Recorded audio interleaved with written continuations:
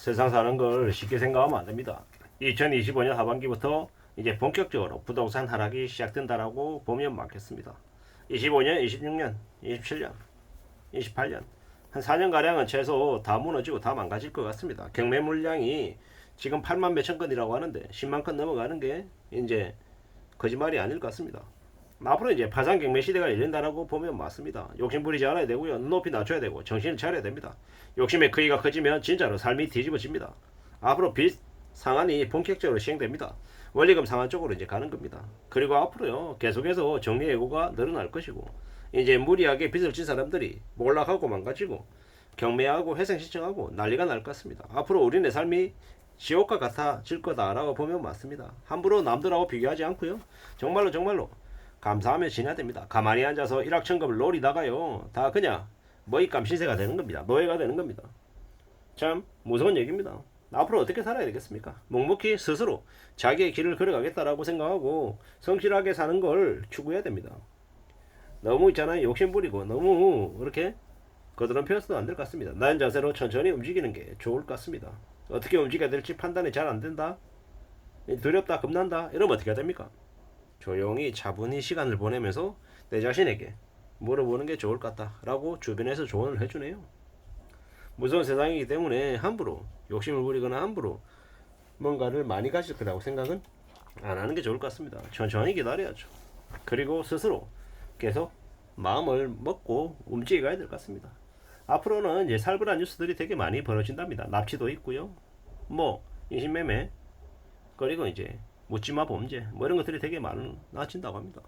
저도 이제 얼마 전에 지하철을 탔는데 지하철에서 웬 이제 젊은 청년이 소리를 지릅니다. 상대방하고 전화 통화를 하면서 소리를 지르는데 뭐 자기가 얘기하는 거 못 알아들었냐라는 식으로 엄청 소리를 지릅니다. 흥분한 거죠. 그리고 이 지하철 문을 밝힐질 압니다. 사람들이 쳐다보는데 그런 것 따위는 신경 쓰지 않습니다. 그런 그가 이제 가슴에서 무서운 무기를 꺼내가지고 주변 사람들에게 휘둘러도 하나도 이상하지 않을 정도로 좀 정신이 나간 것 같더라고요. 뭔가 모르겠지만 궁지에 몰려있는 것 같고 매우 상황이 급박한 것 같고 희망이나 기대가 이제 안 생기나 보더라고요.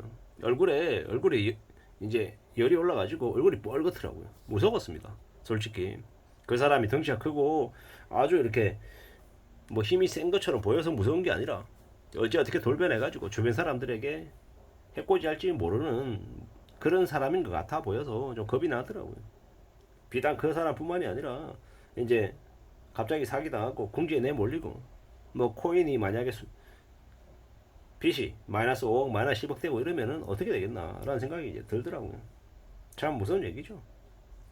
너무 절박하게 살다 보면 이제 궁지에 몰린답니다. 절박하기 때문에 지푸라기라도 잡고 싶은 심정 때문에 뭐라도 믿으려고 하다가 사기꾼들한테 덜컥 걸리면요 그냥 인생이 다 날아가더라는 겁니다. 우리는 어떤 식으로든 타인에 대한 경계심을 가져야 되겠고요. 좀 염려하고 두려워하고 살아가야 될 것 같습니다. 막 나가는 인생들이 너무 많아서요. 조심해야 되는 시기다라는 겁니다. 참 무서운 얘기죠. 지방 미분양 부동산을 정부가 사준다고 얘기하고 빌라도 사준다고 얘기하고 참 개막장이죠.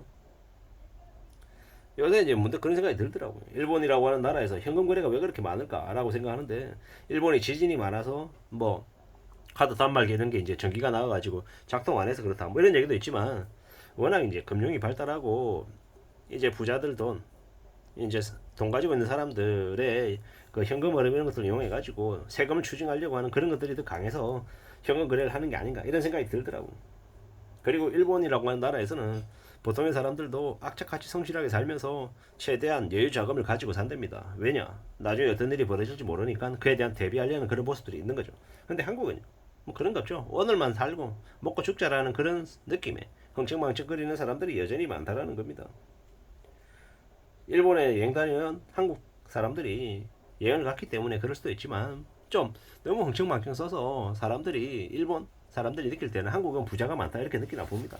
저도 이제 길거리를 왔다 갔다 하다 보면 무슨 느낌이 드냐면 와 제가 사는 동네 주변에는 부자가 너무 많나 보다. 포르쉐도 많이 보이고 아우디도 벤츠도 볼보도 무슨 놈의 뭐 1억씩 하는 수입차들이 이렇게 많이 보이나 참 정말 부자인가 보다. 나만 가난하고 나만 그냥 거지인가 이런 생각이 들 정도인 거죠. 앞으로 앞으로 그 빚내고 대출 받고 욕심부리고 한 이들이 되게 많이 어려워질 것 같습니다. 그런 얘기도 하더라고요.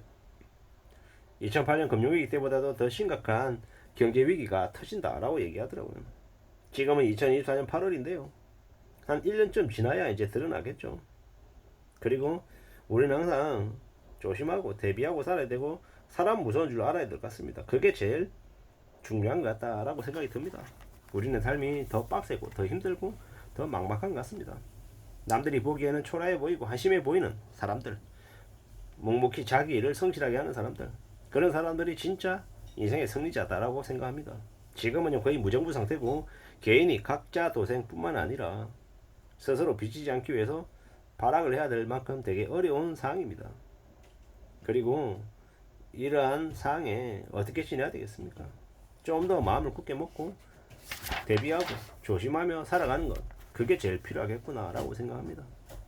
잘 살펴야죠. 잘 두고 봐야죠. 앞으로 점점 먹고 사는 게 빡세지는 겁니다.